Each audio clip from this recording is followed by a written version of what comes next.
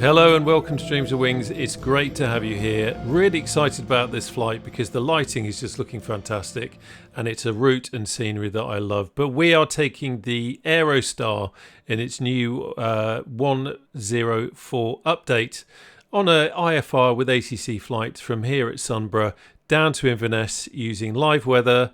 We're going to be using BeyondATC as well. Very much a training flight for me, so mistakes will almost certainly happen, but we're going to have some fun on the way and it's great having you on board. Let's get going.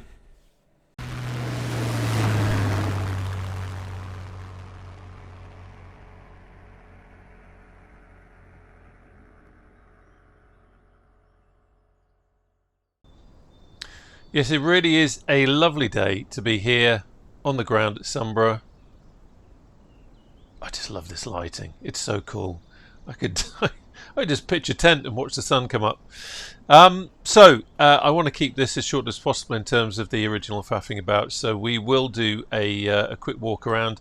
Notice that the co-pilot just sits in there, does nothing. Actually, this is a good point to look at here. You see, we were a little bit mucky from our previous flights, and it is about time that we gave her a clean. So let's jump inside. And we'll pull up the tabletto, and then if I go to maintenance, and we'll wash the plane and we'll clean the bugs. And miraculously, while we've been in there, someone has come along and given us a little sparkle. I love this repaint. This is from the new pack, and the livery #1 pack. And although it cleans the kind of original dirt off, you can still see that the aircraft has a, what's the word, patina to it, I guess. It's alive, and that's what Accu-Sim is all about. Anyway, Rob, stop waffling. Let's do the walk around, sunshine. Right, let's start here. Let's have a quick look, and we will check our engine oil. Just standing on tiptoes a little bit. Yeah, that's all good. This is a relatively new aircraft, actually. So I wouldn't expect to see anything particularly wrong with it. A quick check of the engine, no squirrels hiding in there, and our prop is in good condition. Run down here, and lights are not broken. Wing tank is got plenty in it. Let's check the aileron, and in fact, let me just jump inside. Let's just get the battery on. Let's lower the flaps a little bit and we can have a look at that. There we go. I'm also actually, just to be on the safe side, to hell with it, let's do a quick check of the lights as well. Just to be on the safe side. One of the things with Accu-Sim is that things do go wrong. This isn't just we're not just pretending with this aircraft. Things can go wrong. Right, lights are all good there. I'm going to quickly check the lights because I don't want to be wasting battery, and that's all good. Check underneath. So rotating beacon on the fin and underside is working fine. Oh, that lighting. Quick run around here, and yep, strobe and nav good, and both landing lights are good. Okay, let's pop back in, and then we can turn the battery off.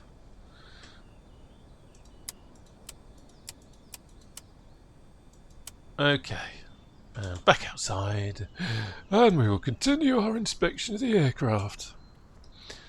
Don't know why I said it like that. Okay, oh, the sun glinting over the control surfaces. Let's remove the chock. Yeah, flap is good and firm. Let's check the fuse tank. Yeah, I can see there's some in there. Wrong button. There we go. Walk back round again. I always get the crouch and the enter exit cockpit button mixed up. Right, let's have a check underneath. Nom nom nom. All good, no contaminants.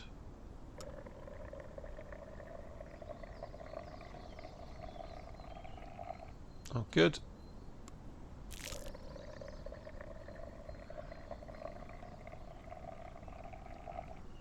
All good. So that's our 3 tanks checked. Let's have a quick look in here. We haven't got any baggage, no squirrels either. That's all good. Coming around the back, you see when we open that, you get a image of baggage on the ground. And yeah, that's all good. Let's check the rudder. That's fine. Let's come around here. And with a death-defying leap, we will remove the pitot cover. That's all good. That lighting is so cool, isn't it? Wow. Yeah. Flap is good. All good round here. Let's check the starboard fuel tank. Yeah. Plenty of fuel in there. And now for this one, oh, let's come down here. There we go. For this one, it's a little bit tricky. We have to kind of squeeze ourselves in here and then come back up again, and then we can check our oil in the starboard engine. Yeah, that's all good. I can see the colour has actually changed a little bit, which is indicative of the fact that we have been doing some aviating in this aircraft, which is good. There we go, pop back up. Right, quick look round here. Our static port is clear. Tyres in good condition. That's all looking good. I mean, you can see the jet. I think I probably say it on every video, but you can see the jet DNA with that intake there. And our static port is clear there, and she is looking beautiful. Let me quickly check the engine here, intakes. Yeah, they're all good. Why didn't you do this? There we go. That's fantastic. Love this aircraft. Okay, I think we're done. Let's jump inside. Okay, I have my pen and pad ready, because for doing this sort of flying, obviously we need it to write things down. Look at that sun. Oh, my lord. Right, let's close everything up. And I clicked the wrong thing again. There we go, let's get back in. So you don't click that, you click that. There we go, and that closes the door. Now you'll see we are empty, but with the new update that we have from A2A, we can do something a little bit special, and we're going to do that now. So we've already checked the fuel. The fuel's absolutely fine.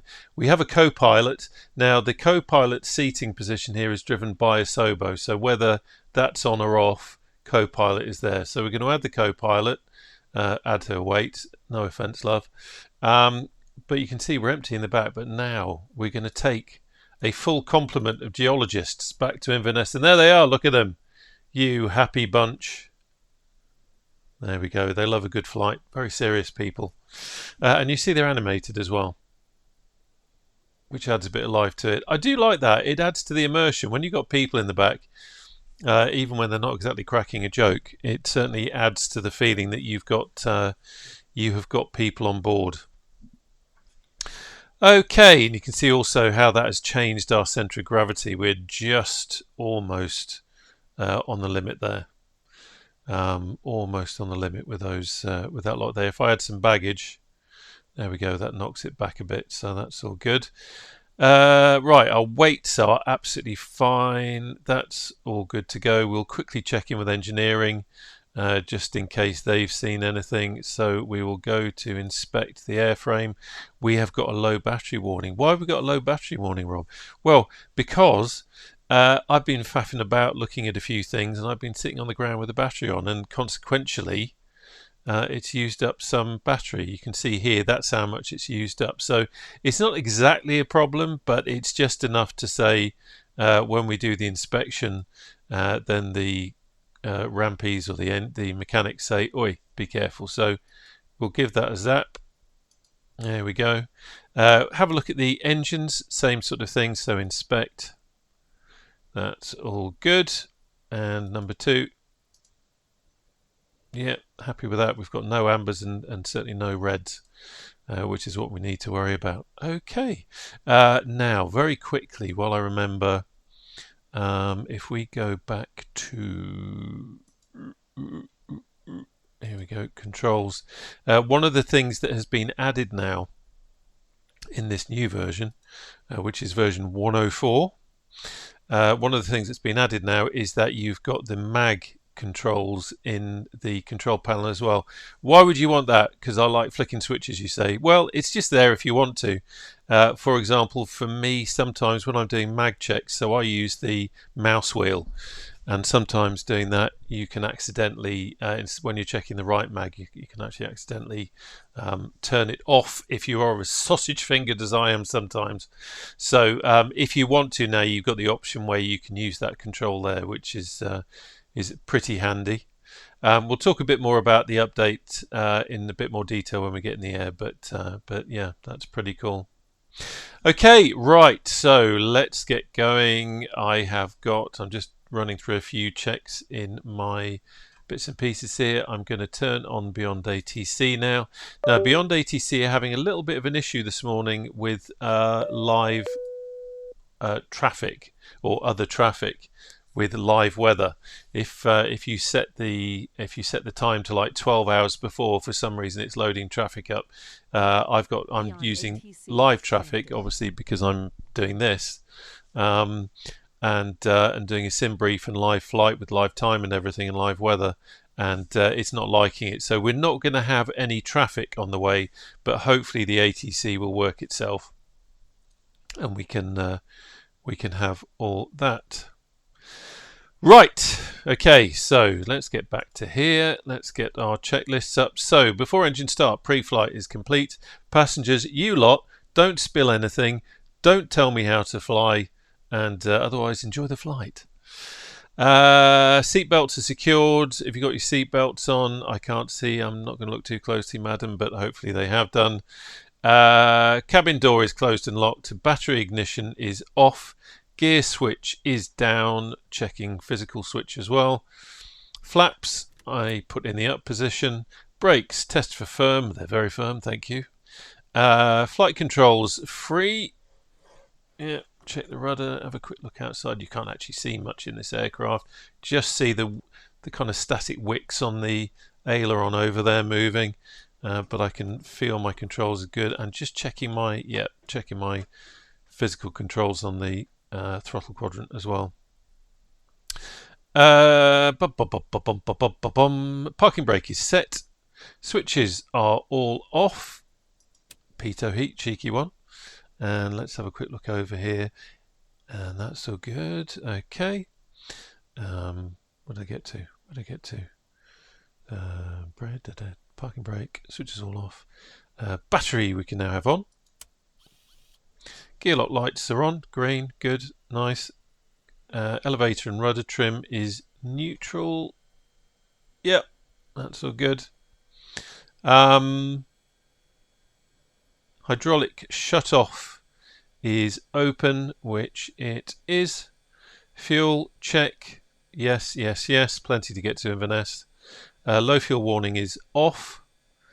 Circuit breakers are all in, and you do have to check this. I did a quick flight last night from Yellowknife to Hay River, and because I was doing a quick flight, I didn't do the full checklist startup, and it bit me on the arse, because once I got airborne, I was thinking, I tried to put it onto autopilot wasn't working, thought what the hell's going on, and then I remembered it's Accu-Sim boy, had a look over here, and my autopilot circuit breaker was out. So always do your checklists. Let's have a quick check of that, and that's all good. Okay, altimeter and clock. Altimeter, we can do that once we get the ATIS, but otherwise happy with that and happy with the clocketh. Right, okay, so while I remember, let's just, where is it? Let's have some nav lights on, because we're about to start winding things up, and we'll have the beacon on as well. Okay, happy with everything else. Are we all happy? Happy in the back? Okay, so we'll go for a startup, and then I'll contact ATC. So, engine start, prop fully forward. I'll do both at the same time for this. Mixture idle cutoff, yes. Throttle cracked.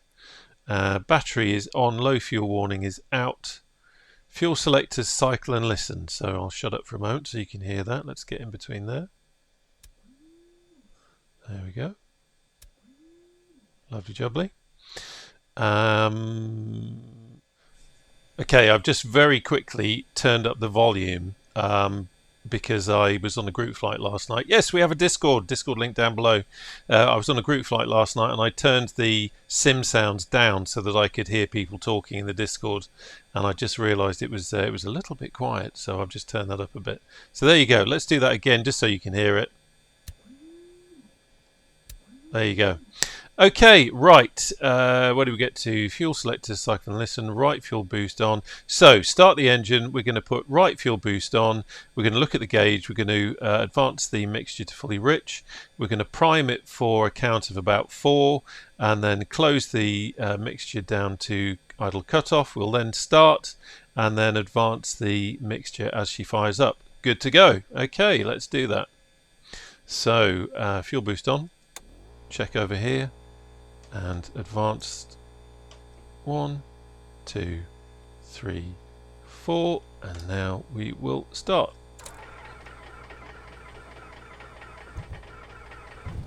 There we go. And let's now bring throttle back to 1000 RPM.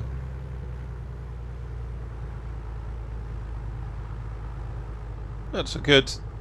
Everything's looking fine here, oil pressure and all that kind of stuff is good, so that's fine. I'm going to lean the mixture a bit while we're on the ground, and we can have the fuel pump off, and then we're going to do the same for the left engine. So fuel boost on, check there, see if we've got pressure, 1, 2, 3, and then I get to the mag. Come on, this is where it gets a bit tricky.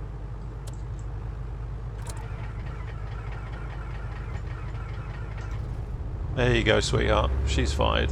Good stuff. And then let's bring the engine back to 1000 RPM. Fuel pressure's good. Oil pressure's good.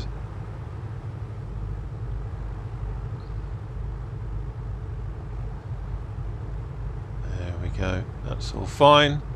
Let's now have pump off, and we will lean the mixture. So quick check again that we're 1000 RPM. That's good. Our engines are started. That's fine. So we've done that. So warm up and run up. So we're warming up at 1000 RPM. Yes. Engine temperatures, yes, they're rising. Prop is fully forward. Mixture I'm not going to put to rich yet because we're not doing the run up. So we've kind of done that bit now, so I can close that. Let's get rid of that. Let's do a few bits of housekeeping. We'll have all this on. I'm not turning the autopilot on, I'm turning the autopilot capability on, as it were. Right, let's have pitot heat on. Let's get some heat on. Oh, alternators. I meant to put the alternator on after each engine start. There you go. That's how easy it is to do that. So I'm always rechecking what I'm doing. Simple thing, that. Turning the alternator on. Duh.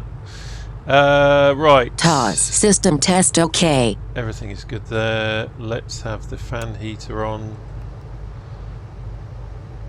And let's get some heat in here. Just going to turn that on a little bit. We've got a little bit of misting up because we've got all these people breathing in here. We'll have a quick check over here. You can see it's 10 degrees. But you just see that orange arrow that came on. That means it's warming up. So all our passengers are going to get nice and toasty. That's what we like to see. Happy passengers, happy life. Okay, so quick check again. Where did we get to? Checking that that's slaved and that is matching the whiskey compass. Yep, so that's all good. Otherwise I'm happy with where all my positions are. We can put flaps to neutral. Quick look over here. Quickly check the voltage again. That's okay. Fine. Fuel boosts are off. Tend to find this, I keep rechecking myself because of silly things like forgetting the alternator, skipping over that in the checklist. It makes me makes me want to check what I'm doing. So I'm now going to load my flight plan, which I have done in SimBrief. So let's do that. Okay, let's see. I'm sure I have, yeah, EGPB to EGPE, that's the one, and I'll just quickly check. Yeah, yep, that's perfect. So we'll activate that. Perfect. We've got no SIDS or stars or anything like that, so it's quite a simple IFR flight, this one. But interested to see what kind of approach we get the other end. So that's a good. Right, so quick check. This is all done. That's all done. I have got lights. I have got engines. Engine is heating up.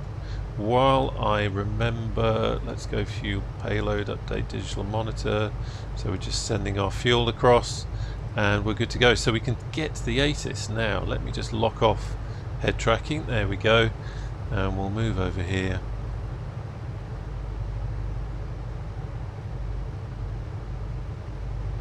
ATIS 125.855.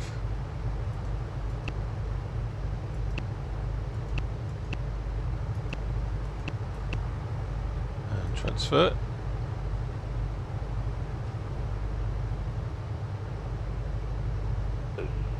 Wind 210 at 20. Visibility 10 miles or more. Few clouds at 1,700. Temperature 09er. Dew point 06. QNH 1008. Landing and departing runway 27. Transition level 070.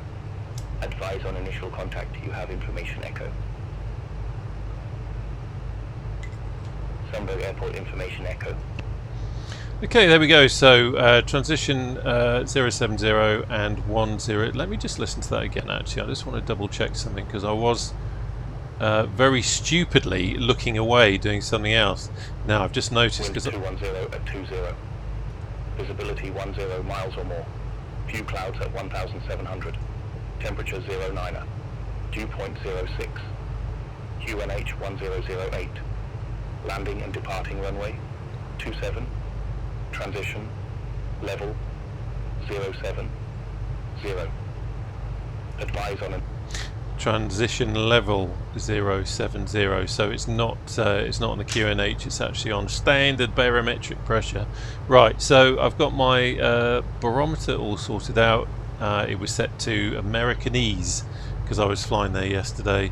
Runway is matching what we had in the flight plan, so that's good. Sometimes I find that weather in a small bit of time, you can suddenly find that your planned departure runway and all your procedures and everything have changed. Okay, that's all good. So transfer to the tower frequency and we will get our clearance. Oh, let me just check what ramp are we on. Sumburgh Tower, Golf Delta Romeo Mike Sierra on ramp 4 with information Echo request IFR clearance. I should have said ready to copy IFR clearance, I think. Golf Delta Romeo Mike Sierra Sumburgh Tower.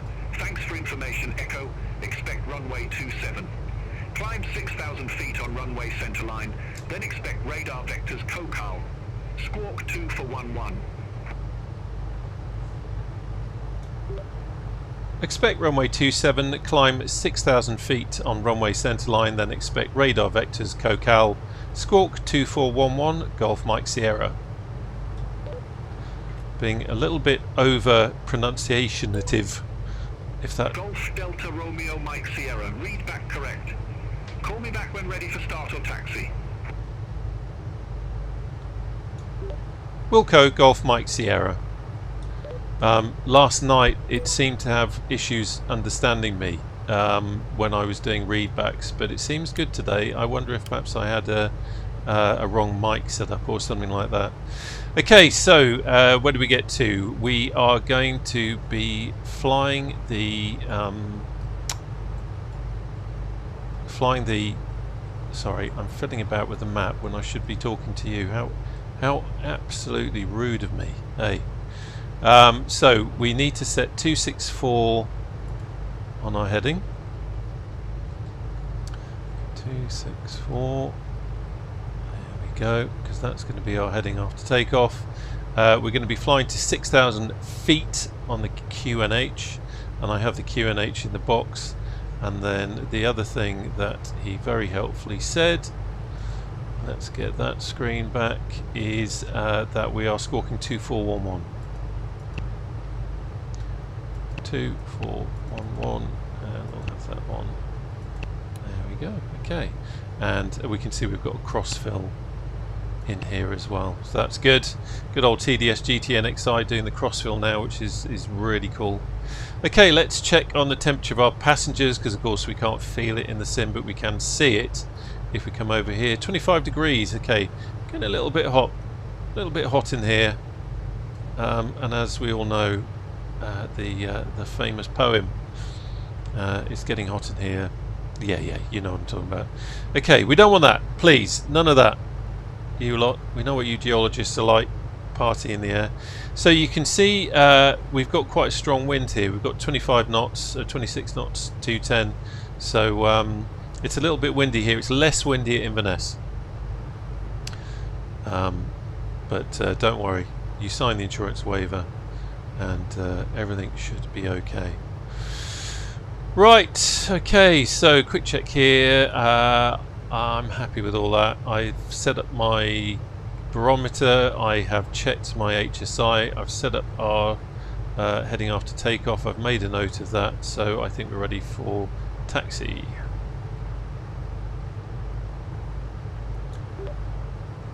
Sumburgh Tower ready for taxi, Golf Mike Sierra.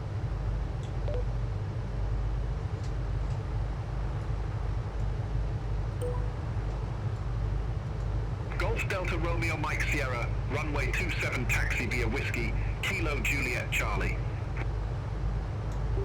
Runway 27 taxi via Whiskey, Kilo Juliet Charlie, Golf Mike Sierra. Okay, let's have a quick look.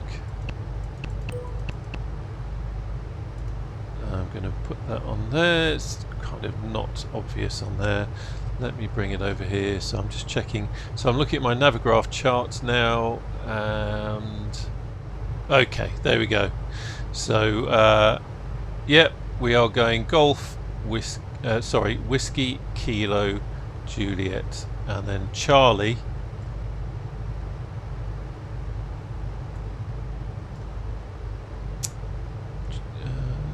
That Charlie is in the wrong position, so I think maybe in the sim the file is a little bit out, because Charlie is in the wrong. If you have a look at the Navigraph chart, you'll see what I mean. Charlie is in the wrong direction for runway 27.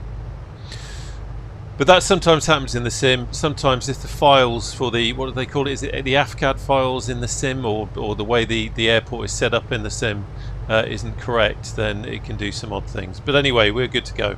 So let's check the brakes. Brakes are good, and let's start taxiing. And this time he remembered to use the damn switch. I keep forgetting to taxi using the switch rather than, you know, messing about with the rudder pedals, and it's always a bit embarrassing, but this time I remembered. But I'm not going to get too cocky. What a beautiful morning up here. Windy, but nice lighting. Let's keep it coming round. It's a shame that we can't get the live traffic, although I quite often find that there's not a huge amount of live traffic up here. There we go. Now we don't have taxi lights in this aircraft, but I suppose really I should show willing and put at least one of our landing lights on.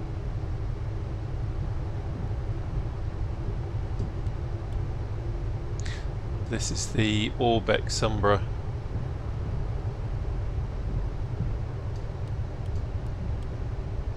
I don't even know if it's actually certified for 2024 yet.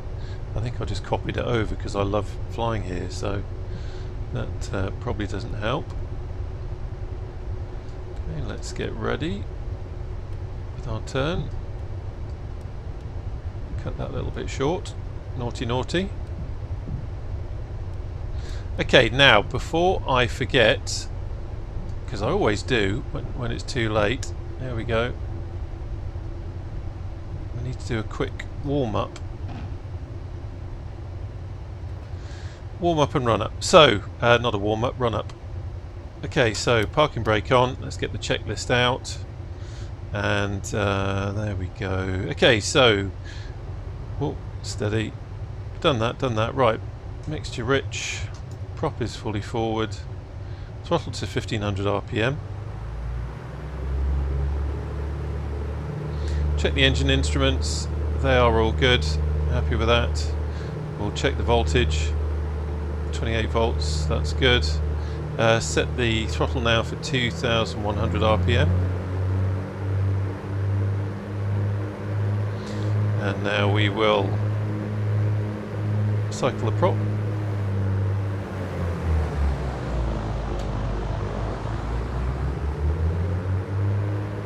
I'm going to do it 3 times.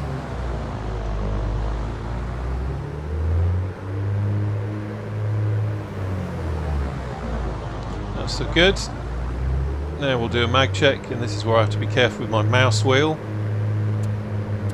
So, right, good. Left a little bit more, interesting. Could be a little bit of fouling going on. We can have a look at that.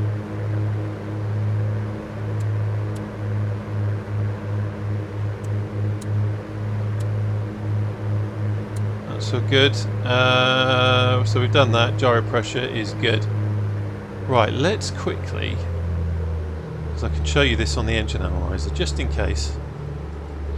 These dots here, the size of these dots show how your sparks are working. So we've got nice big dots there, which means we've got no fouling. So engine 1, the sparks are clean. Engine 2, there you go. You see we've got a tiny little dot there.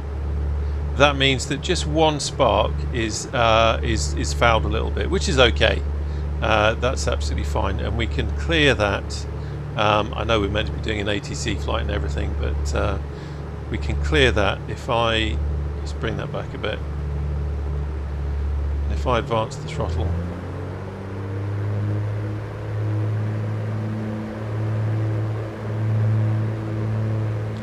I don't know if you can see it, but that dot is growing bigger. It might not, there you go, and now it's at full size, so that kind of shows you how that all works. Bloody marvellous, isn't it? That's Accu-Sim. Never gets boring. Okay, so we've done that, and we're now ready for taking off and all that kind of stuff, so that's good. I'm just going to get yeah, that's fine. Well, before we go, let me just check. 32 degrees, so it's getting very hot, so I'm just going to turn that down a little bit more. Right, okay. Passengers saying, we want it to be toasty, mate, but you're taking toasty to new levels. Okay, let's swing around. Should really have done the warm-up. I keep saying warm-up. Should really have done the run-up further back there, I think, rather than actually once we're taxiing. Okay, so we are now really kind of holding. So I'm going to call the tower now. They haven't called us, but I'm going to call the tower now and say that we're kind of ready for departure, because we are kind of on the pretty much about to enter the runway. So strobes on, landing lights are both on. Happy with that. That's all good. I'm going to put the fuel boost on now while I remember, and then must remember to go mixture fully rich once we get up there. Okay. Sumburgh Tower ready for departure, holding at runway 27 Golf Mike Sierra. Got that the wrong way round, should have said holding runway 27 ready for departure. Golf Delta Romeo Mike Sierra, Sumburgh Tower, wind 210 at 20, fly heading 270, runway 27, cleared for takeoff. Copy the winds and cleared for takeoff, runway 27 Golf Mike Sierra. Okay, so let's enter the active. Just having a quick look around. There is no traffic here. I know that there's no traffic, but it's still instinctive to have a quick look in case there's any metal about to come plummeting down on your head, which is going to be a bit embarrassing. So we'll scoot to the end of the runway. Don't want to waste any time. And at this point, mixtures go fully rich, so I remember.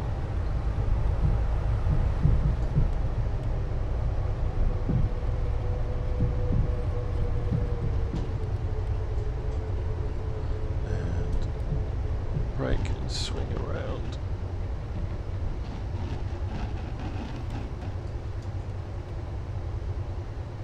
And then let's just, using the port engine just to help swing us around a bit, overcooked that because I took it too fast. Like with so many things with aviation, gently does it. I took that turn way too fast and we ended up in a pretty cockeyed position. Right, just centre the tail, the nose wheel, not flying the spit now, boy. Okay, so quick check around. Fuel pumps are on, engine T's and P's looking good. Mixture is fully rich, prop is fully forward. I've got the correct heading set there, and we are climbing to 6,000 feet, getting ready for our vectors. Okay, let's go.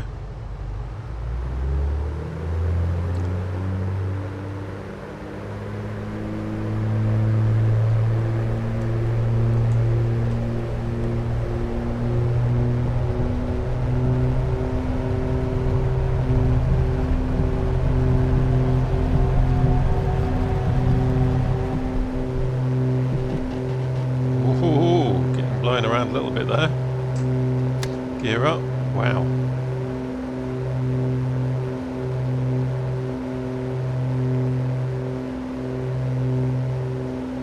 Coming back.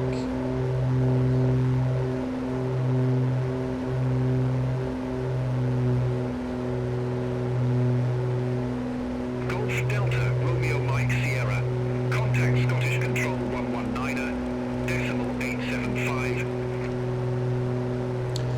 Contact Scottish Control 119er 875 Golf Mike Sierra. So 119er 875 119er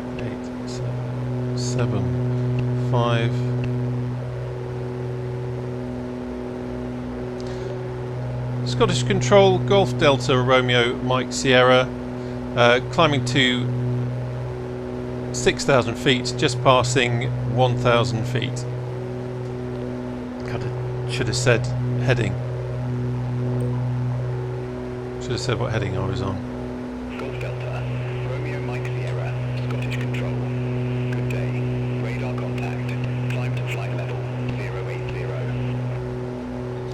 Climb to flight level 080 Golf Mike Sierra.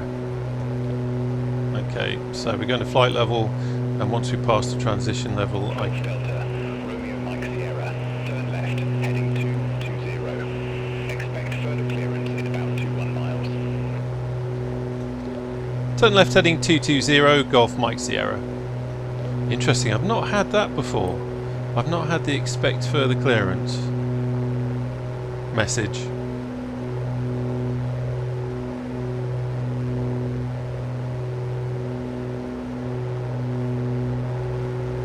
Oh, beautiful. Sorry, I didn't really show you much of the views there. I was concentrating so much on flying.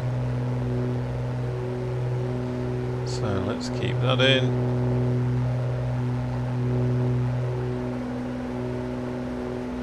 Keep the turn coming around, managing that. Trim, trim, trim. Trim is your friend.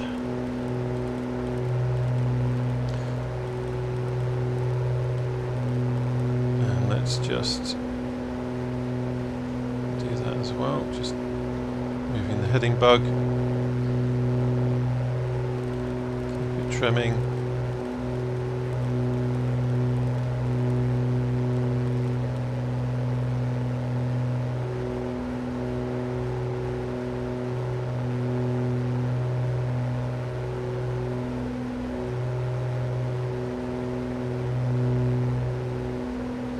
letting the nose drop a little bit.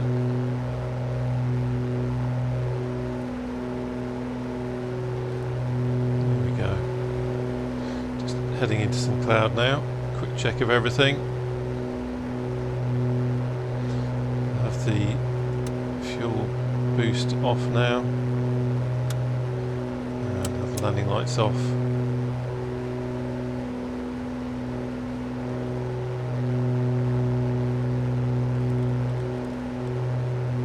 So at the moment, just hand flying it. Quick check of the engines, everything's good. You do really have to be on your toes with Accu-Sim, because it's one thing to pretend to go through everything, but you never quite know what it's throwing at you. You know, remember Accu-Sim is an external flight model. It's not kind of bolted down to Microsoft Flight Simulator rules and that kind of thing. It's fully external, and A2A makes simulators for the American Air Force and other government agencies and commercial organisations, so they very much know what they're doing and they very much take it seriously. And that's kind of the reason why you have to, because when you don't, as I did on my flight last night, where I just plonked into the aircraft and didn't do my full checks, you suddenly find that, you know, you have got an issue, you have got a problem. Right, just increasing the manifold pressure a little bit as we climb. With the Aerostar, you don't lean in the climb. For anyone who's sitting there thinking, why hasn't he started leaning the engines in the climb? The Aerostar, you don't. I think it's because that's such a small box there. They can very quickly overheat if the mixture's too lean. So we keep it rich until we level off. I should say, by the way, it might sound like I'm telling you what to do. I'm not. This isn't a tutorial. I am very much learning, but I kind of tend to talk through it as I'm doing it for me to remember as well. And hopefully if any of this is useful to you, then absolutely great. But please don't think I'm teaching you to suck eggs. I know there's a lot of you that know a lot better than I do how all this kind of stuff works.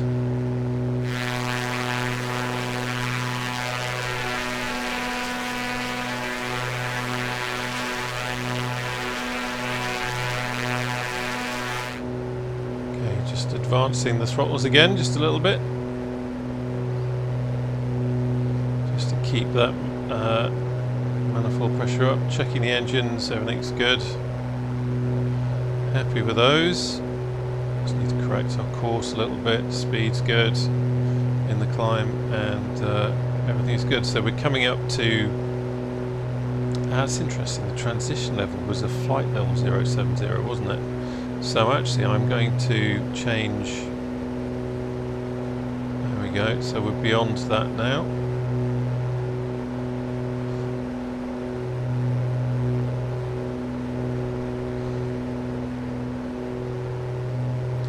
And we're climbing up to 8.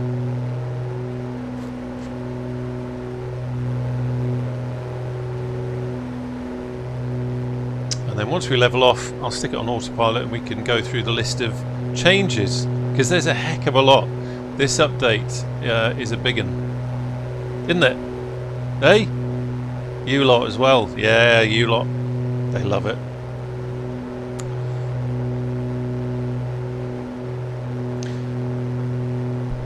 I think, as I might have already said, I used to do a lot of flying for a VA, doing the kind of air taxi stuff up in the Highlands and Islands, and this is a kind of a classic route that I used to do for there, although SimBrief has given or originally SimBrief gave a slightly different one, but I did correct it right. So I'm just leveling off there, and I'm now going to go Alt. There we go. So the autopilot has the helm. Oh, there we go. So what I had there was I had that switch. I should have checked that before. That switch was in GPSS mode, which is the little box of tricks that translates between the GPS and our Sentry 4 autopilot. And very quickly, you probably know this already, but very quickly, if you want to follow the magenta line fully without any manual interference, you put the GTN on GPS mode, you put that on GPSS mode to do the translating, and you leave Sentry 4 on heading. You do not put it onto nav. So because I had it on heading mode, and because I had that on GPS mode, and because I had that switch, which was the critical thing, in GPSS mode, it started trying to follow the autopilot. So very quickly put that back onto heading and we're all good. Okay, how are we looking over here? I'm going to just lean the engines back a little bit. I'm going to do a proper lean job in a second, but I'm just going to pull back on that a little bit now, and that's all good. Okay, that's fine.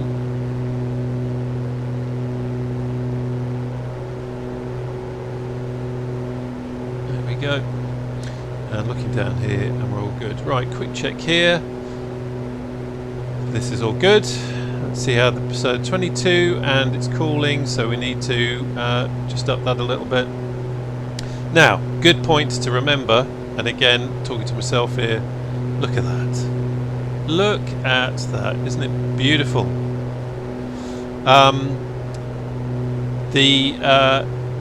As you climb, obviously it gets colder, so you have to be careful to adjust your heating in the climb as well. So because we were so hot before, that was absolutely fine. I could leave it to run a little bit further, and now we've kind of bottomed out at 22 degrees centigrade, which is alright.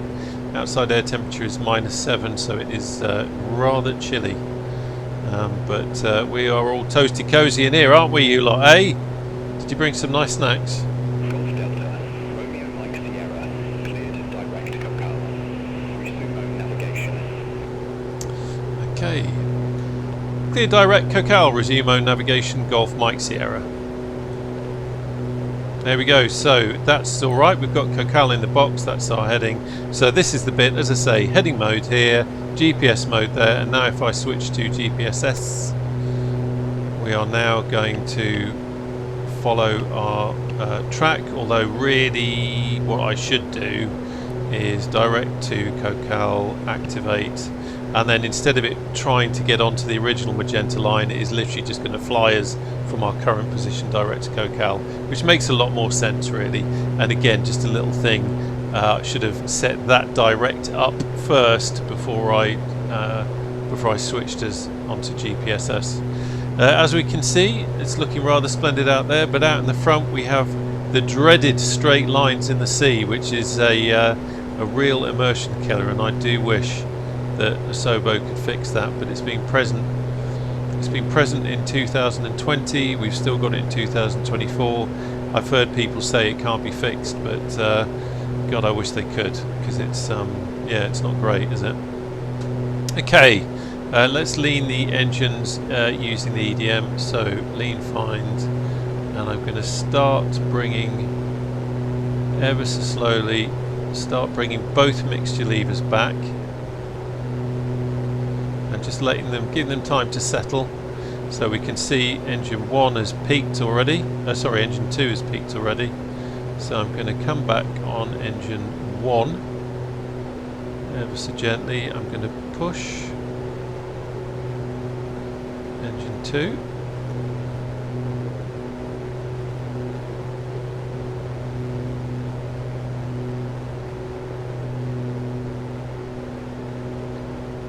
I want 50 in that number basically.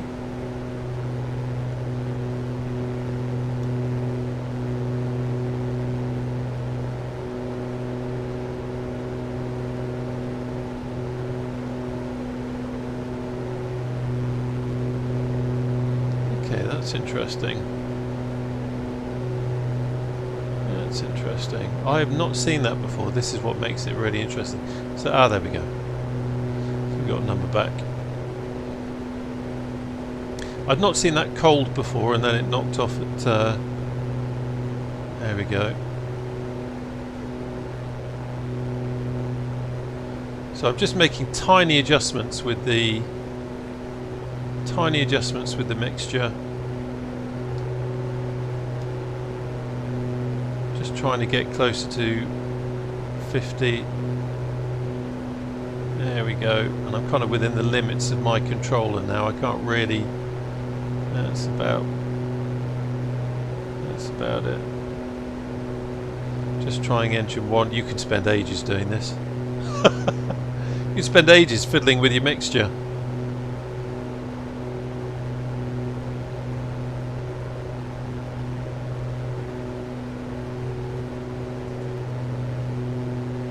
Okay. Right. What else was going to talk about? Oh, let's just have a look at the engines actually while we're doing that. So you can see green. We've got green on these pipes, and that basically just means that we're running it at lean. And you can see the same here. So we are running it lean, and we are running it good economy as well. So so that's all good. Even though we're kind of rich of peak, which is running a bit hotter, but the engine's quite happy with that. And again with Accu-Sim, you can see everything working. Squirty fuel going in. We can see our mags, and we can see all these numbers here. And this isn't just for play. This is accurately monitored, and there are consequences for all this kind of stuff. Right, home. No, checklists. There we go. Cruise. Power is set. Mixtures desired. Fuel quantity monitor. That's good. Fuel pump verify off. Fuel pressure is all lovely jobs. No problems there at all. And engine gauges check. They are fine. So we're there. We're all good. We can relax a little bit, folks, eh? Yeah. Right. It does add to it having people in the back. I probably doesn't come across in a video when you're watching, but when you're actually flying, you are conscious, apart from the fact that we do have the weight, which is accurately simulated, you are conscious that you do have people in the back. Okay, so let's talk a little bit about what we now have in the update, because as I said, this has been quite a big update for A2A. Some of it's obvious, like the passenger's back, but some of it isn't, and it's worth just going through it because there is just so damn much. So, changelog, we have added visible passengers on all seats, and then they make the note, which I've already covered really, is that the co-pilot visibility is controlled through MSFS settings, which it is. You basically have to go into your character customization page and then just select whether to have the invisible co-pilot or not. Hydraulic failures were happening too often, so they fixed that. There's more ground shock absorption, tightened cabin, improved ground physics sounds, reworked airframe shaking sounds, improved internal lighting, adjusted panel colour, fixed external sound crackling when zooming the camera, new grass ground roll, new brake squeal sounds, new starter physics, updated the starter sounds, tweaked the tablet auto brightness, the map light is fixed, fixed KLN electricity circuit index, the EDM fixed required reserve display with Direct 2, Collins radios added support for stock MSFS frequency, increase decrease bindings, which is pretty handy for anyone who's using those. Turbulence in VR is now enabled, fixed the GPS 650 sounds, engine idle position control added to tablet. We can have a quick look at that. Runway fuel pressure fixed, improved oil pressure, fuel pressure and manifold pressure variants per airplane, simplified magneto code. On the tablet, the magnetos controls, I showed you that before. On the tablet, the pitot tube cover, jacks and engine heaters controls disabled in flight. So if you forget to take your pitot tube cover off, you can't have a sneaky fix now and sort it out while you're flying. Improved PMS GPS hot swapping. If you're flying in Microsoft Flight Simulator 2020, by the way, you've also got some fixes. KLN 90B, GNS 430 and 530 units are clickable. They fixed the GTN 650 buttons. They've added aircraft descriptions. They have fixed the beacon light bleed and fixed window fogging issues with initialization and cabin air exchange. So that is a huge amount of stuff that they've done. And A2A are always on it. Always on it. And don't forget also, they have experience of operating a real-world Aerostar, a bit like the Comanche. It's a labour of love for them, and they've actually got aircraft to collect data from, and also with Scott flying the damn things, he can fly the simulator versions and give guidance on where things need tweaking as well. So it's all rather good. Okay, how are we looking over here? That's all fantastic. No problems there. Happy with that. Going to quickly check the temperature. We can actually look down here, 28 degrees. So it has gone up a little bit. Interesting. Let's see if, yeah, it's just rising slightly. So again, we can just tweak that a little bit, and then what I'll do is I won't check the tablet again, but what I will do is just have a look down there and use our cabin air temperature in there so that we can see what we're doing. And up ahead we see the islands approaching.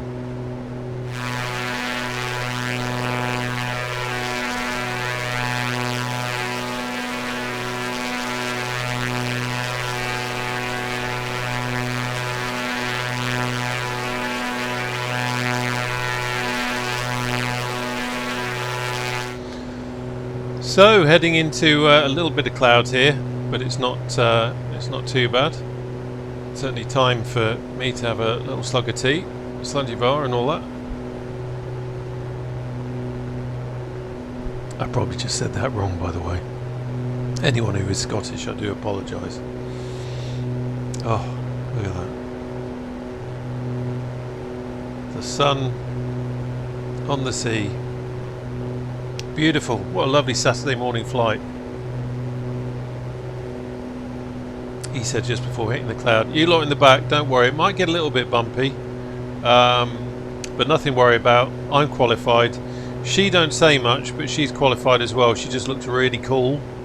She's kind of like a female warbird pilot type, but she knows what she's doing. I know what I'm doing. You're absolutely fine, and we don't have any squirrels on board, so nothing to worry about. Just enjoy the flight.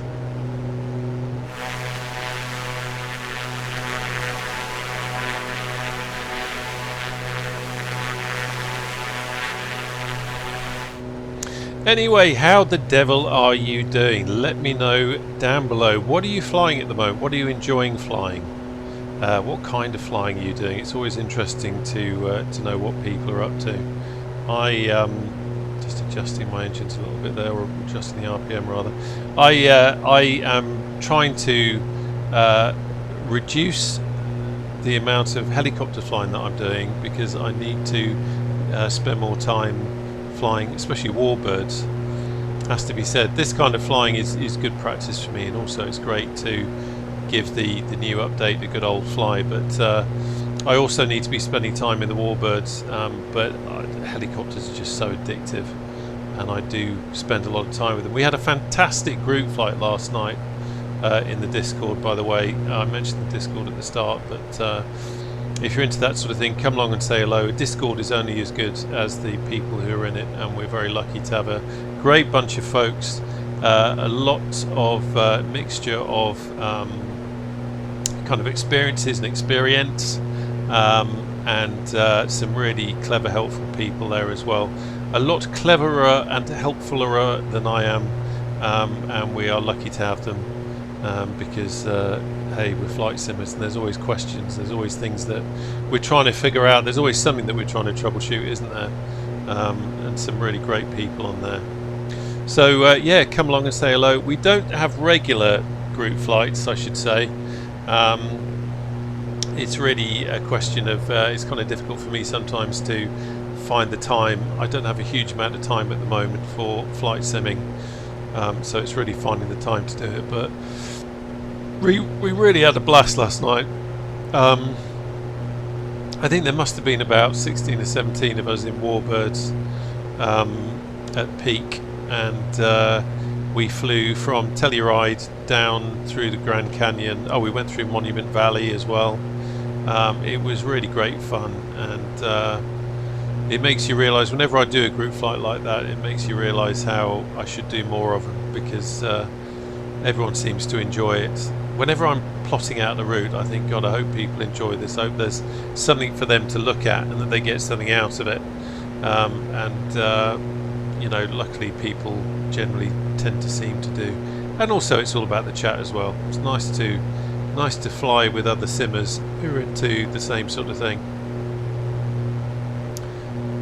Wonderful, isn't it? Absolutely wonderful.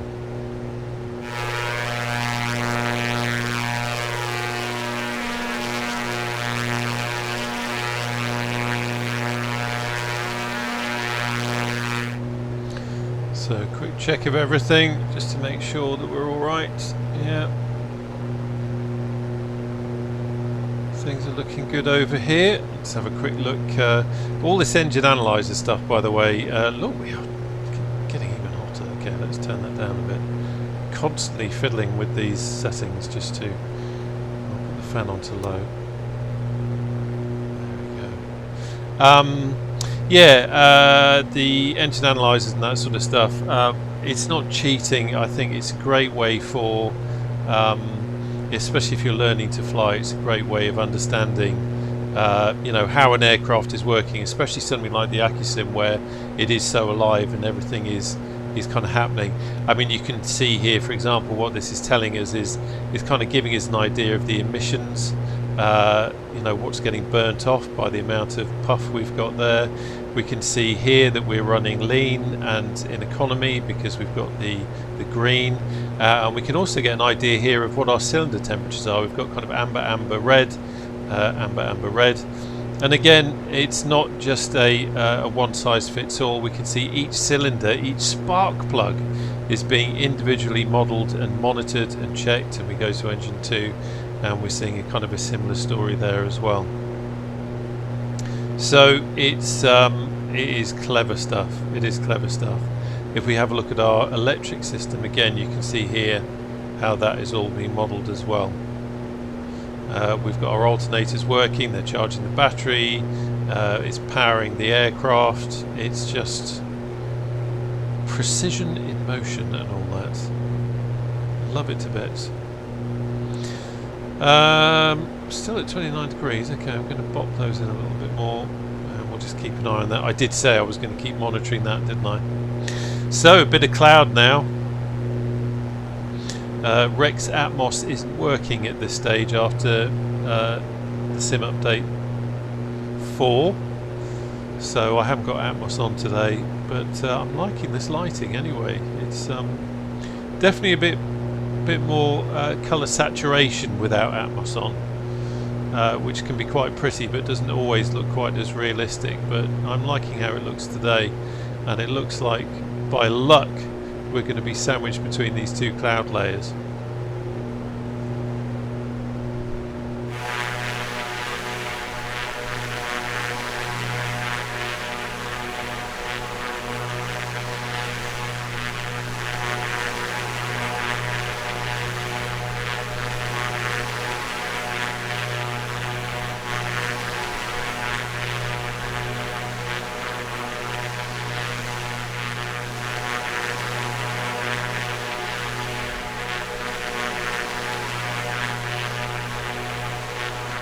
So, as you can see, we just started our turn over Cocal and we're now inbound to Wick.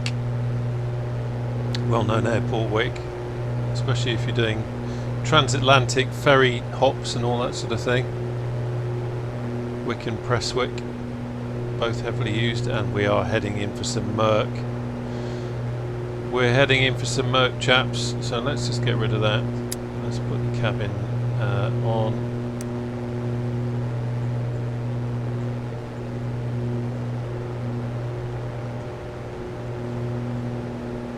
Those ready just in case. Turn the lights up a bit in case it gets a wee bit dark. Quick check down here, we see the temperature's 28, so I'm just going to bop that in again a little bit, just find that sweet spot. Everything else is looking okay, engine's looking absolutely fine.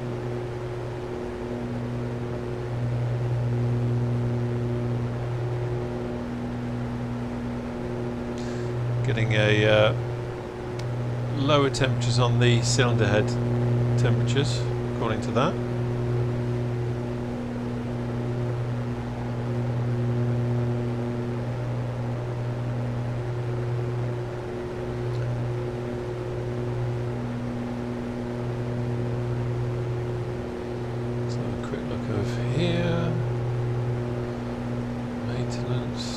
once you start looking, it's hard not to get a little bit addicted.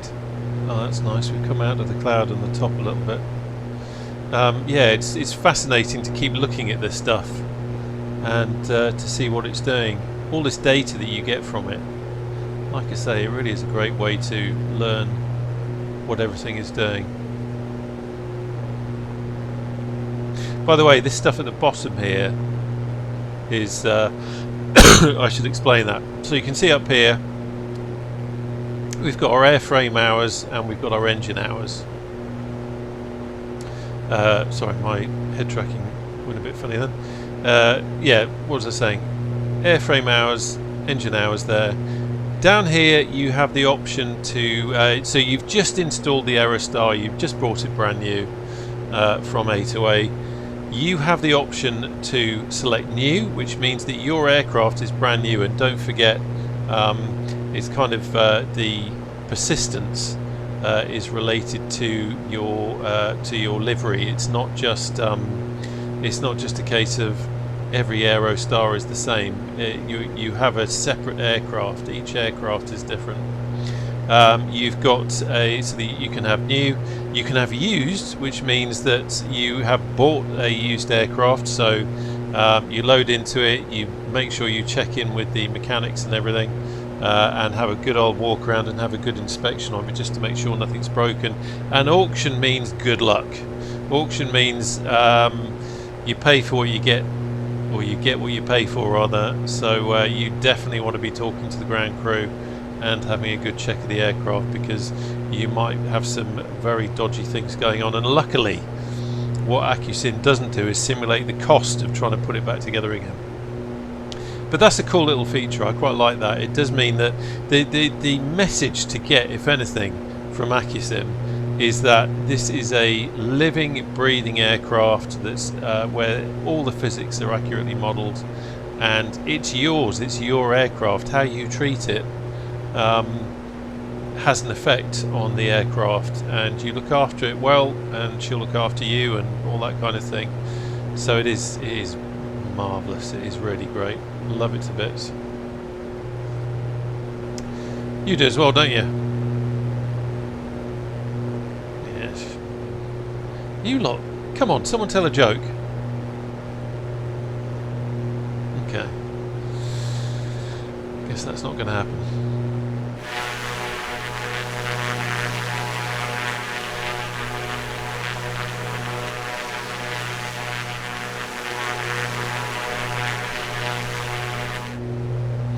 It is an amazing thing about flight simming, isn't it? Times like this that where it's so quiet because the BeyondATC traffic isn't working on live today. If I had multiplayer on, there's people going to be doing all sorts of different things. There's going to be people up there flying tube liners. There's going to be people down below flying helicopters and doing little bits of VFR, GA work and all that kind of stuff. But here we are in the same ecosystem, and I think that's one of the great things about flight simming. There's things that I am not interested in, like flying tube liners at flight level 320 and that kind of thing. But the people that want to do that, you can simulate all the aspects of it. If you've got GSX, then you can load in your pretzels and your sandwiches and your gin and tonics and your champagne and your passengers, and you can do all these things and simulate all the steps of it. And I just think that is incredible. Flight simming is such a great hobby. It can be a bit of a money pit, but it is such a great hobby, I think, if you're into this kind of thing.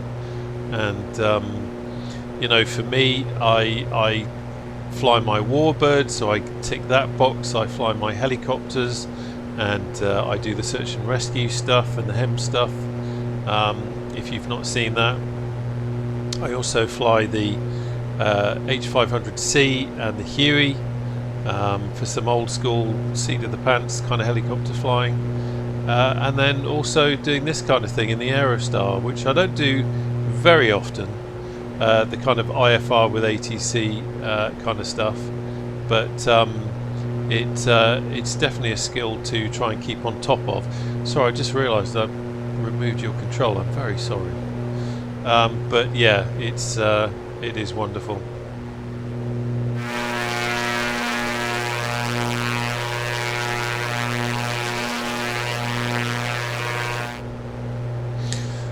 So as you can see, we're just coming up on Wick now. It's only 5.6 nautical miles away. There's some great third-party scenery for Wick, which I've actually got loaded in. Sorry, I was just adjusting myself in the chair so I could see over it. So I do have that. One of these days I'm going to do like a grand tour. I did a circumnavigation in P3D in the A2A Mark II Spit, following the Silver Spitfire route, and I keep meaning to do another circumnavigation, and I kind of was holding out hope that A2A would release a Spitfire, so I was going to do it in that, and then I'd kind of been considering doing it in the Aerostar, because it just seems to be a great aircraft for doing that kind of a trip. It's fast, it's very capable. It can't necessarily, it's not pressurized, we don't have oxygen, so we can't necessarily climb too high, but you know, it's a great way of seeing the world in luxury and comfort, isn't it? You see, you're all comfortable in the back, I can tell. Yeah. So that could be quite interesting. So let's have a quick look. We are roughly what's that, about, I don't know, 20-25 minutes, more like 25 minutes from Inverness. So I'm going to, let's quickly have a look at the ATS, what am I talking about? The ATIS at Inverness. So I'm going to quickly look up the, oh, of course, do you know what, I've completely forgotten. Inverness doesn't have an ATIS. It doesn't have an ATIS, so there we go, we're just doing the turnover Wick now. So we'll need to grab that QNH once we head in, but what I can do is, because of course now we live in the modern world, have a quick look on my tablet. Actually, yeah, let's have a look at something. Sorry, getting overly excited because I just remembered something and I've not used it yet. More apps, Navigraph charts, there we go. I bet I haven't linked it. Yeah, I've not linked it. Okay, forget that. Forget that. Let's have a look. I must remember to do that. Let me lock off the head tracking. So let's see. So basically what I'm doing is looking at my Navigraph charts to see what the latest weather is at Inverness. So what are we looking at? So we've got 14 knots from 220, and we've got a QNH of 1008. So I'll just make a. Okay, that's pretty much what it was when we left Sumburgh. That's absolutely fine. Happy. Let's put the tracking back on. There we go. Close that. Quick check over here just to make sure that nothing's happened, because trust me, I know I keep saying it. I probably sound a little bit overexcited about the potential of things going wrong, but with Accu-Sim you have got to be so careful. The veterans of Accu-Sim know what I'm talking about, but you know, with Accu-Sim you never know when something's going to happen. Like with my autopilot thing last night, like in the past, I remember, this is going back to the P3D days, I remember flying the, God, was it the 182 or the 172, one of them anyway, and I hadn't done the correct checks, and I took off, and then I was coming into approach somewhere and put the flaps down, and suddenly, boof, I am all over the place. And why? Because I hadn't done my walk around and one of the flaps was broken, and there you go, I had asymmetrical flappage, as they say, technical term. So you do have to be very careful, but northwest of Scotland's looking particularly lovely.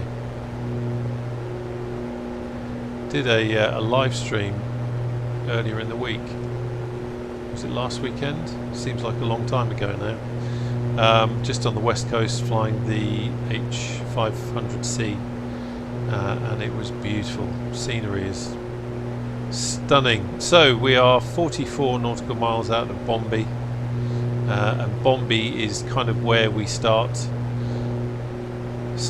thinking about our approach really into Inverness.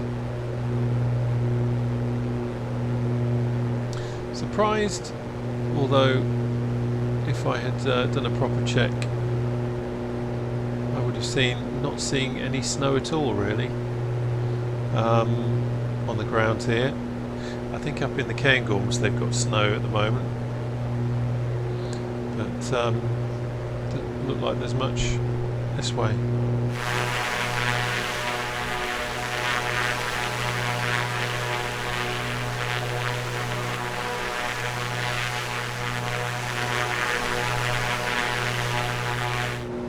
Oh no, this is going to be interesting. So, just a message had just gone out on the BeyondATC Discord to say that the live traffic issues have been fixed. So I'm going to take a bit of a gamble because I think it definitely adds to the immersion of the ATC. I'm going to take a bit of a gamble. I'm going to quit BeyondATC and I'm going to restart it and see if we can pick up. So quitting the ATC, and now I'm restarting it. It's funny, whenever I start BeyondATC it has a funny effect on the aircraft. As you saw then, it kind of hiccuped a bit. Okay, there we go. So I'm loading BeyondATC.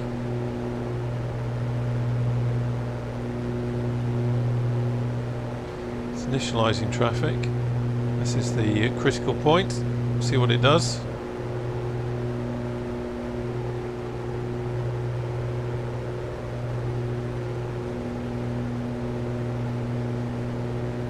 Yeah, it's worked. It's worked. So I'm selecting cruise.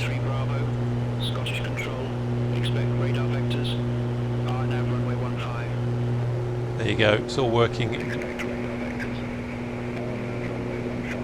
All working marvellously. I think. Yeah, I've got that turned up all the way.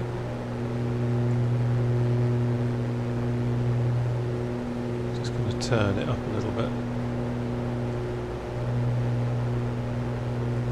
There we go. So, well done to BeyondATC. You've got it working.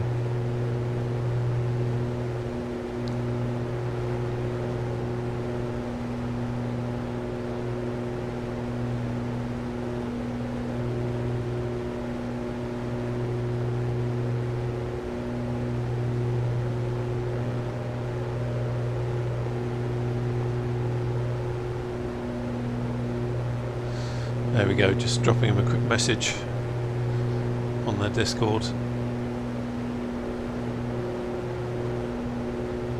So now we have got other traffic in the sky, so this makes it a little bit more interesting. I always think it adds to the life of it, and I always get a bit of a kick. You don't so much see it in daylight, but at night when you see the lights of another aircraft and you know that he's on frequency, it just adds to it. Look at that scenery. The wilderness. Oh, to be out there in a tent. God.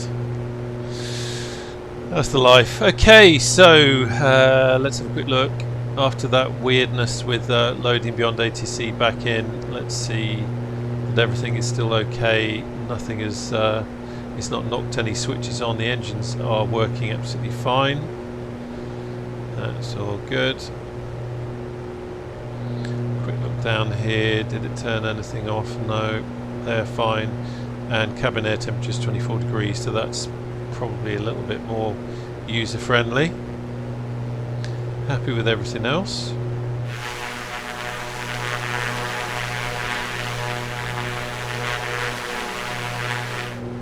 They are very much alive on the ATC now.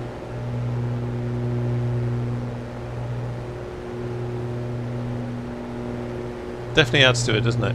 It's quite nice when you're making a video or when you're doing a live stream, if you've got ATC and the ATC is chattering away and you can hardly get a word in edgeways, which for some people would probably be a good thing.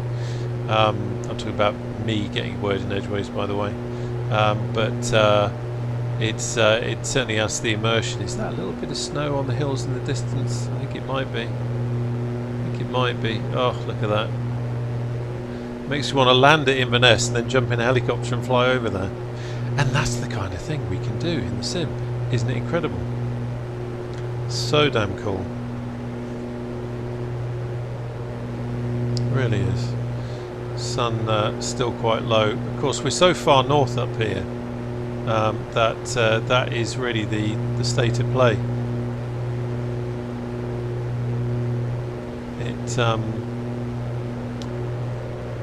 You get shorter days in the winter and longer days in the summer, even though it's kind of attached to the same country what I'm in now in the south of England, as it were. But I was very lucky. Some years ago I lived up on the coast, up at Lossiemouth, and it was fell in love with the place. Anyone who follows the channel knows that, and I'm not going to bore you senseless by waffling on lyrical about Scotland again, but yeah, it is lovely. It is lovely. And Inverness was somewhere that I flew into when flying from down south. Flew in there a couple of times. So it's an airport that I do kind of know, albeit from a long time ago.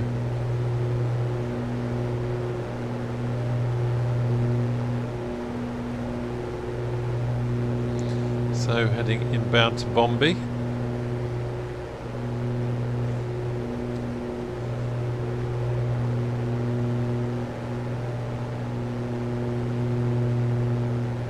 And by the way, if you watched the Traitors, or if you watch Traitors, the TV show, and you're based in the UK, or you watch the American one, it's this kind of area. We're a little bit.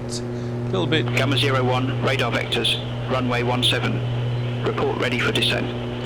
We're a little bit northeast of it. Runway 17 ready for descent, Gamma 01. A little bit northeast of it. Gamma 01, but, yeah. Benbecula Airport landing runway 17. Benbecula Airport landing runway 17, Gamma 01. Just going to turn that down just a little bit.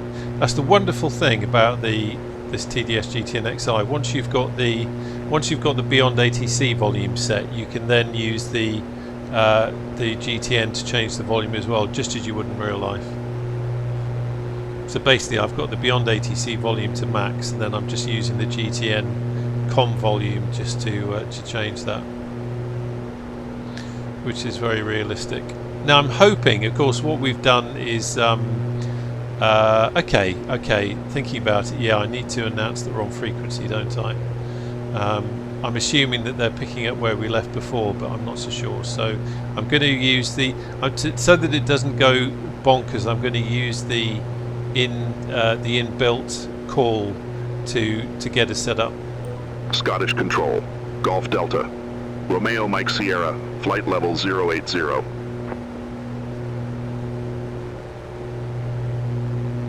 Logan 756, Scottish Control, expect radar vectors, RNAV runway 15. Expect radar vectors, RNAV runway 15, Logan 756. Golf Delta Romeo Mike Sierra, reset transponder, squawk 4063.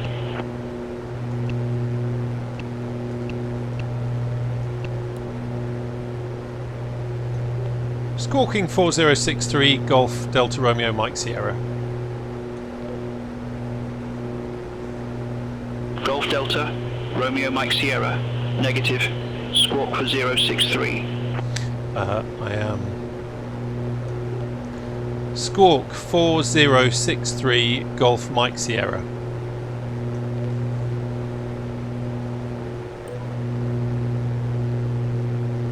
Gamer 01, QNH 1002. Expect the visual approach runway 17. QNH 1002, expect the visual approach, runway 17, Gamma 01. Gamma 01, descend to 2,500 feet, QNH 1002. Descend to 2,500 feet, QNH 1002, Gamma 01. Golf Delta, Romeo Mike Sierra, Scottish Control, radar contact. Okay, that's good. Golf Delta, Romeo Mike Sierra, Scottish Control, expect ILS runway 23. Excellent, so now I know that we're all sorted out. Expect ILS runway 23, Golf Mike Sierra. Okay, so let's get that plumbed in. Golf Delta, Romeo Mike Sierra, ILS runway 23. Report ready for descent.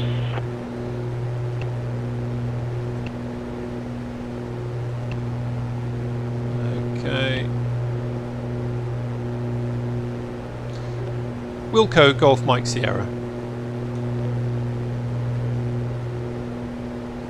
Golf Delta, Romeo Mike Sierra, ILS runway 23. Verify ready for descent. Okay, I think he wants us to do it. Ready for descent, Golf Mike Sierra. Golf Delta, Romeo Mike Sierra, Inverness landing runway 23. Inverness landing runway 23, Golf Mike Sierra. I think he's going a bit bonkers, but that might be because we've switched. Golf Delta, Romeo Mike Sierra, contact loss Yementh approach 119.35. Whoa! We're going to Lossy approach. Contact Lossy Mouth approach 119.35, Golf Mike Sierra. Okay. 193. Logan 756, radar vector. Transfer. Okay.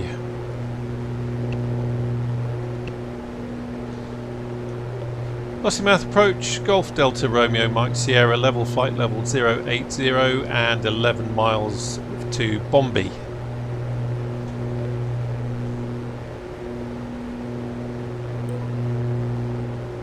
Golf Delta, Romeo Mike Sierra, Lossy Mouth approach. Good day, QNH 1008. Expect the ILS runway 23 with the Bombay transition. QNH 1008 and expect the ILS runway 23 with the Bombay transition, Golf Mike Sierra. Okay, let's quickly pop back here, check that I've got the transition in. Golf Delta, Romeo Mike Sierra, descend to flight level 050. Descend to flight level 050, Golf Mike Sierra. You can hear the military clipped in his voice there. Okay. Golf Delta, Romeo Mike Sierra, cleared direct Bombay, cross Bombay at or above flight level 050, cleared ILS runway 23. Okay, we've got quite a few things going on here, so let's just get the descent in. So I've got it onto attitude hold mode and we're dipping. Okay. Clear direct Bombay, cross Bombay at or above flight level 050, cleared ILS runway 23, Golf Mike Sierra.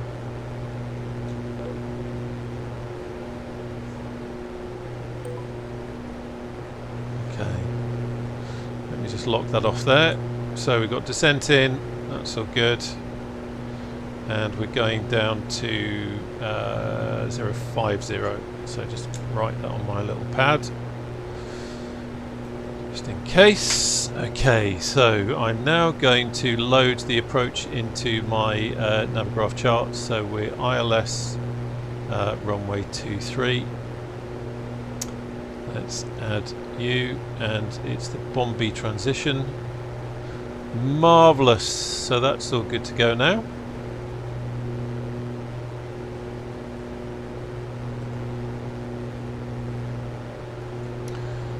Okay, so descent. Press the wrong button there. There we are. Descent is in. 5 miles out of Bombay.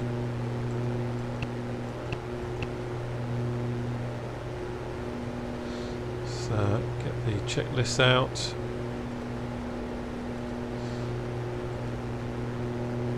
So we don't need to do this yet, but just get that nice and ready and prepared.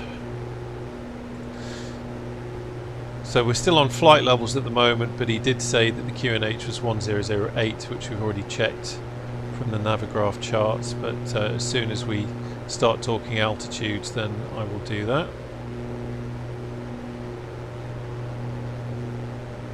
Keeping that descent in, getting a much better look at the mountains now. Lovely, isn't it? Absolutely stunning. Okay, let's there we go. How are we doing in the back? Yep, good. Oh, the let's see if I can see what it is. Oh, okay, I see. I see. I'm just looking at my head tracking, and I can see that. There we go. I'm just getting a little bit of interference from some objects in the room. There we go, that's come back in, and no, that's still doing it. That's okay. Let's concentrate on what we can do.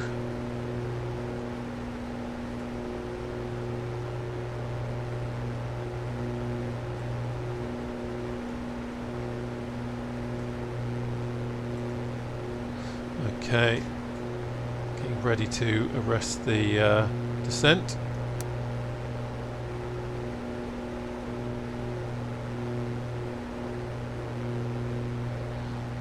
Turn coming in now over at Bombay.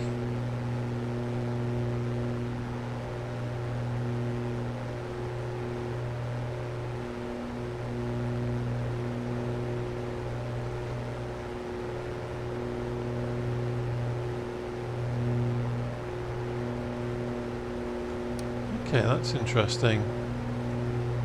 Interesting behaviour. I was pulling back on the yoke to arrest the descent, and for some reason it was putting us into a turn. That's interesting. Okay. There we go. Let's... Not a good time for the head tracking to start playing up. Let's just check. Okay, we're getting back on course now. Yeah, so just pulling back on the yoke with the ATT kind of release mode on, and we started going to a left turn. I thought that was the autopilot doing the left turn, but it carried on, so it's gone a little bit too far, but we're back on track now. Happy with all that. So let's have a few quick checks for myself, and just to make sure. So we've got the ILS is 108.5, so that's plumbed in. The runway is 231, so let's get this set up. So that's all nice and done, and I need to have a look at my head tracking, because this is a little bit of an issue. I can see where it's coming from.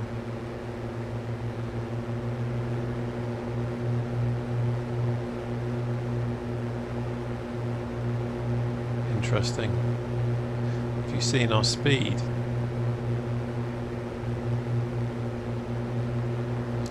Okay, let's have a look.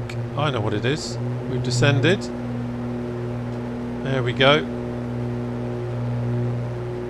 Need to enrich, and had a loss of power there. Should really have thought of that, but I'm so busy thinking about why my head tracking isn't working. So I've just enriched because we are getting lower, and now we're back on track. Now we've got the power back in the engines. Yes, right, head tracking. We need to sort that out. There you go, because that's going to be a right pain in the derriere once we get going. So bear with me, you can't see what I'm doing, but I'm just adjusting the camera settings on my head tracking just to... There we go. Let's just dial that down a bit. That's better. Yeah, that's better. What's happening is I have a blackout blind in the room, but there's a little bit of sunlight that's just creeping in, and that's what was causing that weirdness. But that should be good to go now. Yeah, that's okay. You can see the oil rigs there in the Firth. The estuary.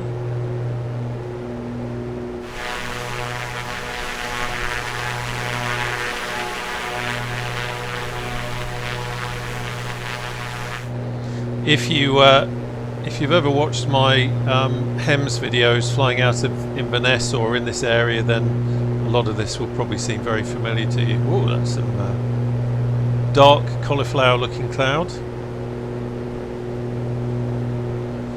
I'm just going to leave my head tracking sensor picture just over there so I can have a look at it, because I'm still getting a few little jerks. I have that's okay. Okay, so let's head back in the game because we need to fly this thing. So we are at 5,000 feet. We've been cleared for the ILS approach. I'm going to get that up now on the old mappage.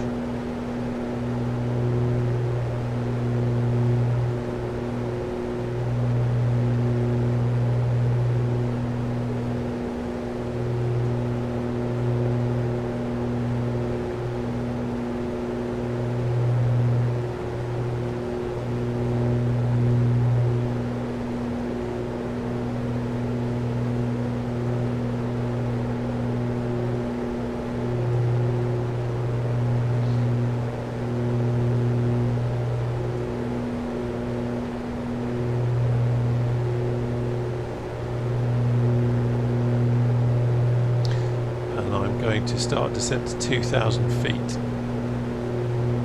once we get in here. Now that's interesting. Why isn't this okay? It hasn't automatically engaged the approach, so I need to do that now. Bombi, yep, load approach and activate. Should just automatically pick that up, so I'm surprised it hasn't.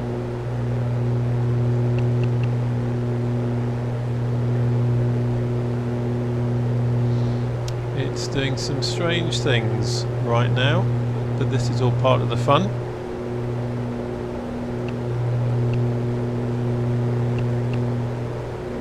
See if we can get an idea of what it's doing. Now, we don't want to go back to Bombi, but we do want to go back to 3. Okay, I know exactly what you're doing. I know what you're doing. I know what you're doing. Procedure, and yeah, so that's all set up correctly. And now we go back to map. If we go to direct, and then flight plan, and then that, and then activate, and now we're back on track. Okay, so it's just going to faff about a little bit. Basically what's happened is it should have automatically picked up the approach. For some reason it hasn't. And it's flown past the point where we go into like a DME arc, if you like. So what I've done is I've just corrected the GTN, and we're now flying direct to you can see the point there, D3360. I'm actually going to cut that. I'm actually going to go to D336K because that makes a lot more sense in terms of what we're doing. So let's go D336K. It's a little bit more fluid in terms of what we're trying to do. There we go. That's fine. And now I'm going to start our descent. So we're going to attitude, hold mode, come back on the power, hold the attitude release button so that we can override, and then put in a descent.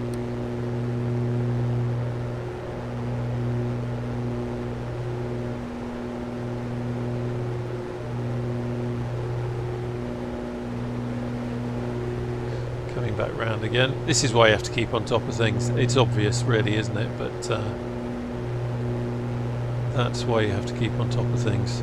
So just double checking myself, the ILS frequency is in the box, but at the moment we're on GPS mode because we're just flying the approach. I have come back on the power because we are in descent. We're descending to, we were in descent. We're descending to 2,000 Vertical track. feet. So at this point I'm going to go back onto QNH. And everything is working as it should. Is it not? Yes. Okay. So let's have landing lights on. Let's have fuel boost on. Everything else is fine. Let's get this up. Checklist boost pumps on. Mixture full rich. Fuel selectors are on. Flaps not just yet. And we are okay. Into a bit of cloud, checking the speed, checking our rate of descent. Everything is on track now.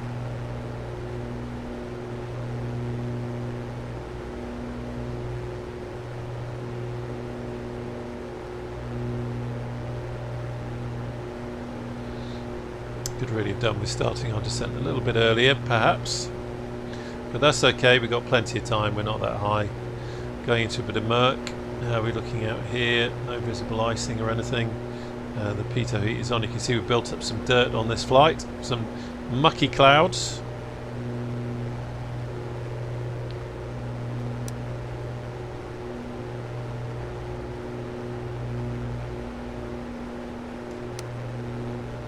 Keeping that descent in. Check the speed. Speed's good. Everything's okay over here. Engines are absolutely fine. Our manifold pressure has bottomed out simply because I've just pulled the throttles back for our descent.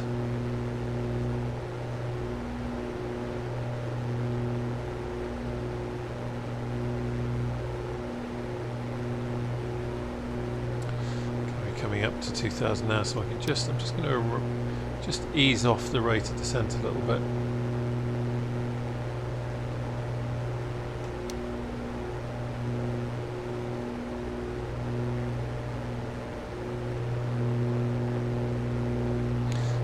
Using a bit of a combination of attitude and power just for that. You can see we are coming down.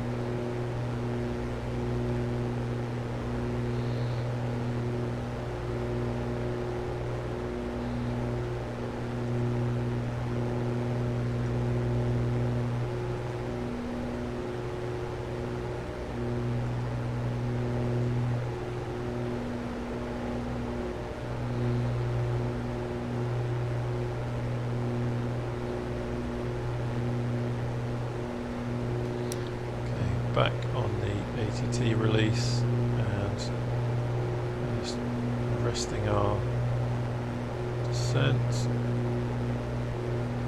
little bit.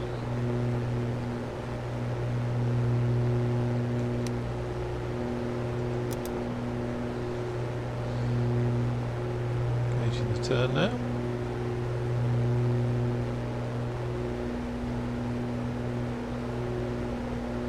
I think I've realised it's something I will have to test, is that I think the attitude control, when you hold that in, it might also have an effect on how the aircraft turns, so the autopilot might not necessarily turn it how you expect it. So there we go, we are on coming on to finals now, coming back on the Golf Delta, Romeo Mike Sierra, contact Inverness Tower 122.6.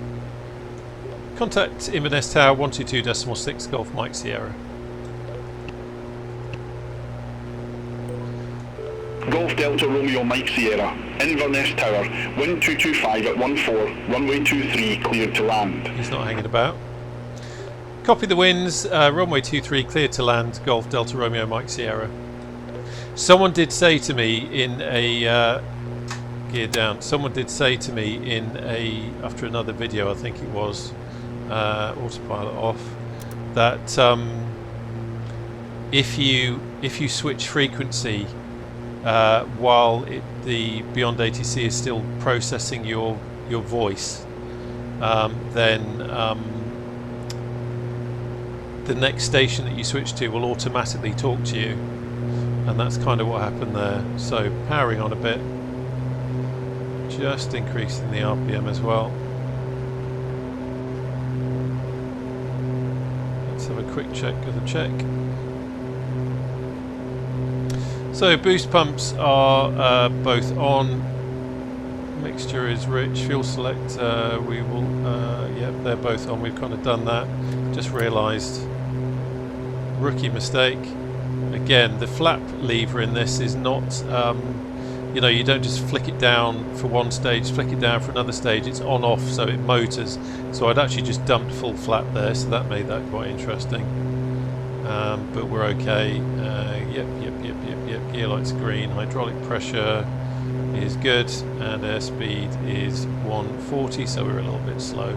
So let's come out of that now and let's focus on getting back onto the ILS again, because we've deviated somewhat.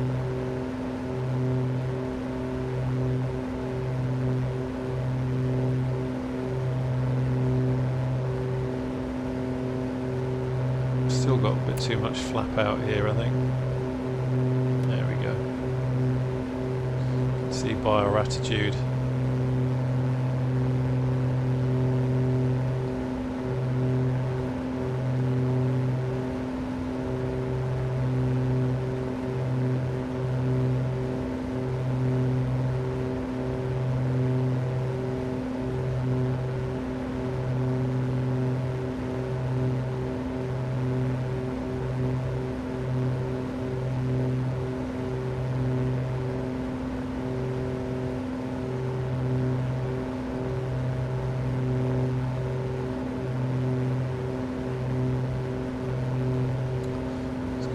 Just checking the cabin temperature, and it is of course a little bit hot because the you can see we have come down in altitude, so where it's a little bit warmer, so that's had an effect there.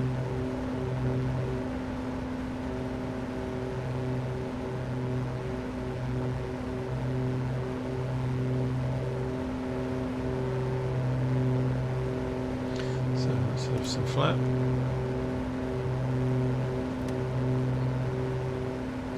See the immediate effect the flap has. So we're okay on glide slope, but we need to kick it over a little bit. Kick it over to the left a little bit.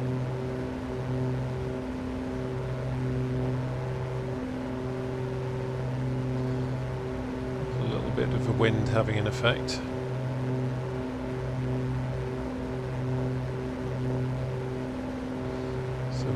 Crab ever so slightly.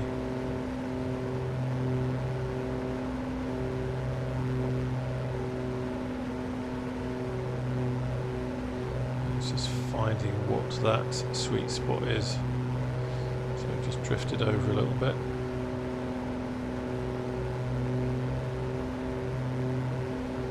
Overcorrected to the right, so we need to come back over to the left again.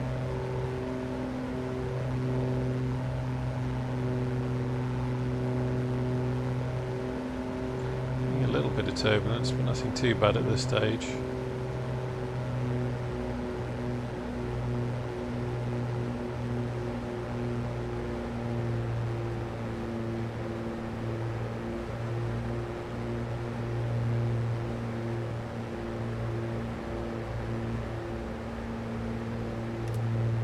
Let's go full flaps now. A little bit of stuttering going on, which isn't ideal.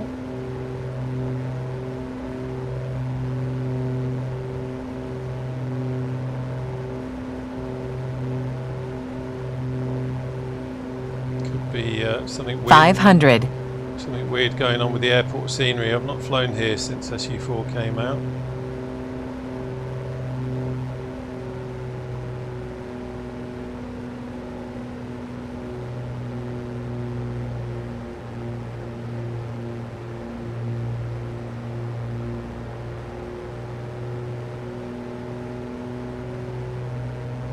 Could also be the head tracking, actually thinking about it.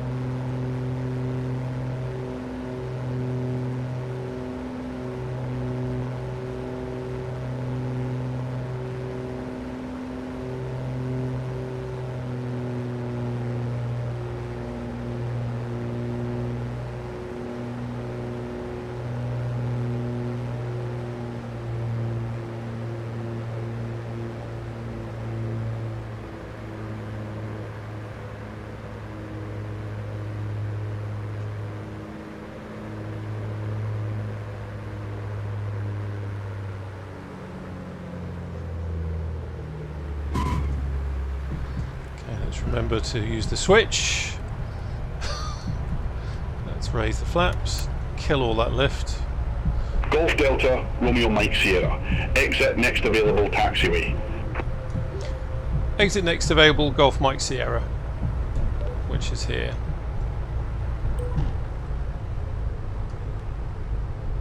There we go. There we go. And we're exit. Clear of the active Golf Mike Sierra. Let's have the landing lights off and the strobes off. Golf Delta Romeo Mike Sierra. Welcome to Inverness Airport. Say parking or advise if need assignment. Request taxi to parking at ramp 19 Golf Mike Sierra. Golf Delta Romeo Mike Sierra. Ramp 19er Golf doesn't exist at Inverness Airport. Please select another. Bear with me a second. Request taxi to ramp 19 Golf Mike Sierra. It's getting my golf from the call sign confused with Golf the ramp. Delta Romeo Mike Sierra. Ramp 19er. Golf doesn't exist at Inverness. Would you like to select another? Okay, let's see. I'll have to do it automatically. So I'm going to use the automatic mode and see what it actually says. Request ramp 19er, Golf Delta, Romeo Mike Sierra. Okay. Golf Delta Romeo Mike Sierra.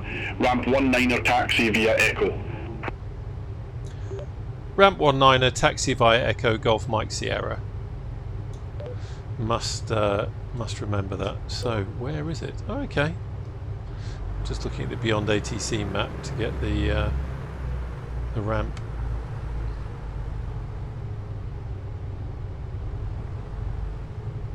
So it's kind of looks like there's an aircraft there, but if I tuck us in over here near the Tiger Moth, ramp 19 is kind of, actually no, it's just here, it's where this van is by the looks of it. No, it's where that Piper is. Damn you, you've stolen my parking spot, you cad. Okay, let's park here and then we can bundle the geologists in the back of the van. Okay, so we're done with that. Let's have the parking brake on and let's now bring up this. Everyone just, look, stay where you are, don't move until we're shut down, alright? Right, landing, we've done that. I've brought the flaps up, so that's all good, and I've reduced the power. Oh, I tell you what I didn't do. I didn't reduce the mixture, just to lean it for ground operations.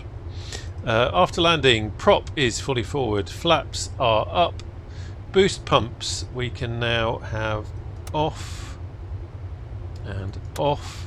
Trim tabs are neutral, let's remember to do that, always worth doing that. There's nothing more embarrassing than leaving your trim tabs where they are, starting your next flight, because let's not forget Accu-Sim persistence, and you don't do proper checks and you suddenly find yourself pancaking into the sky. I've never done that, of course. Right, let's have the cabin heater off because you lot don't need that anymore. So boof, boof, boof, fan off, blower off, and there we go. Okay, so that's all done and we're good. Right, parking brake is set. We have cooled down the engines a little bit. The engines are quite cold actually because it's quite cold up here anyway. So we now have avionics off and we can now go mixture, idle cut off, mags off, fuel selector off, alternator off, and then we could do the battery, but before we do that let's just go boof, boof, boof, boof, and just double check that I haven't left anything else on like a idiot to what I am. No, that is all good. Okay, so now we go battery off. So there you go, we have landed. Aren't you happy, you lot? we've landed at Inverness. It's been an interesting flight. Interesting to see what happened with the at the last minute, where the GTN didn't follow directly onto the approach. That's unusual. I'm not sure why it didn't do it. Maybe there was some sort of parameter wrong, or I'm not entirely sure. But anyway, the main thing is that you spot it and you do something about it, and you do something about it quickly. That's what it's all about. That's why you've got to keep on top of these things. This is why it never gets boring. Anyway, it's been an absolute pleasure having you along. I hope you've enjoyed the flight, and I look forward to seeing you on the channel again soon. Take care now. Bye-bye.